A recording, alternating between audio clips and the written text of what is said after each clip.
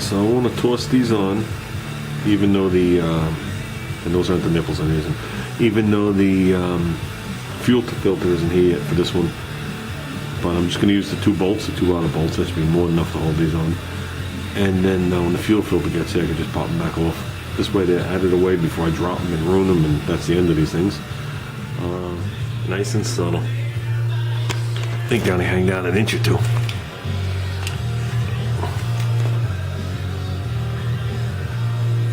Yeah, total 2 inches. Nice. I don't even know if you're going to see the fuel filter. Fuel filter's a tad bit shorter, I think. So you might see it, you might not. Fuel filter goes on the left side. See, inlet is on the left side, like my filters before. So even though both of those inlets have a nice screen, I don't believe in running the trash to the filter. And the filter's the first place things leak under pressure anyway. So if you can get one on suction, which not everybody agrees on, it's harder to draw things in than it is to pressurize and push them out. But that's the way we're doing it. What we're going to do is we're going to wire those, and I'm going to hook that wire. It's going to be a pair of wires coming into a single heavier gauge wire, which I'll make a single harness. I'm going to run it under the car, and I'm going to hook it to the parachute cable, because the switch to turn on the nitrous is going to be right next to the handle. The switch is right on my whoopsie daisy. Switch is right on my shifter. So, if the battery was on, I'd power it up for you, but it's not. Look at the dirt in here. Right here.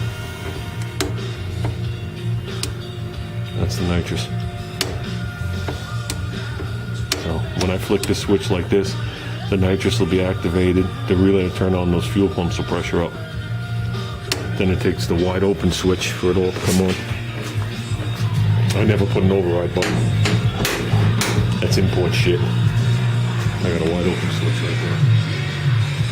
So that's good. They're on. Well, I sealed off both ends of the pump with some tape.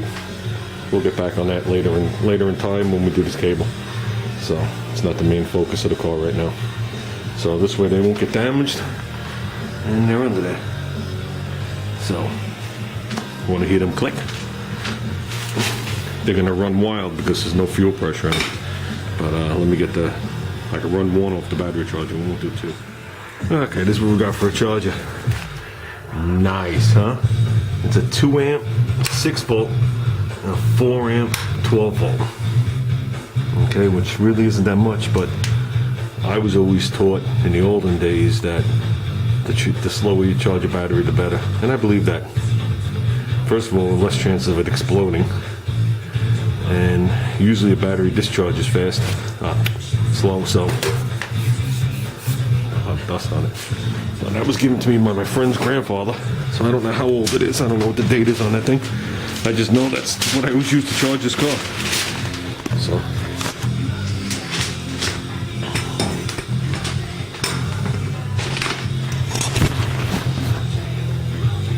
Yeah, somewhere in there.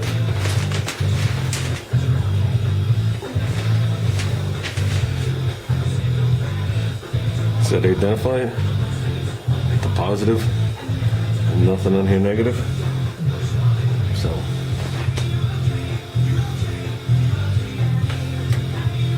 I hate to do it to the bumper, because if it's sparked, it's going to leave marks in it.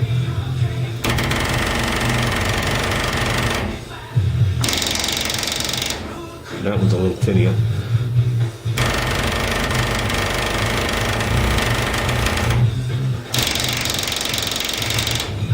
But I'll tell you one thing, before I fully use these, I will overhaul all of them, even though I've had the caps off to make sure they're okay and they weren't clogged or corroded or anything like that.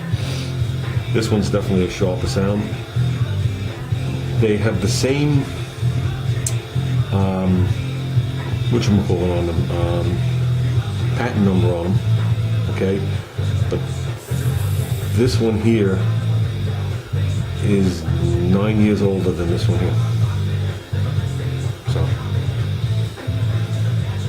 this one's 75. This one's an 86. Show you how old we're talking. And you can still buy them. So.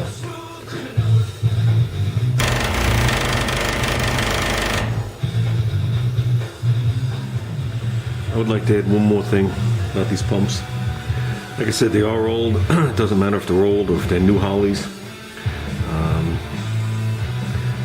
In the nitrous kits, they sell a little pressure switch that you put in the fuel line up to your solenoids. Okay, and you wire that in series to your activation switch on your carburetor. Okay, your full throttle switch. Okay, and if you are low on fuel pressure or become low on fuel pressure, it turns off the nitrous. Period. So you never get to the point where, say, this pump just starts spittering, and I get into a lean situation and I have 8 things that used to be pistons. Okay, the second it drops below, I can't remember what the number is. I don't want to say the wrong number, but the second it drops below that, the nitrous, all of it turns off. Done. So, very wise thing to buy. It wasn't that expensive. I actually bought it a couple of years ago. Haven't put it in. I'll put it in now.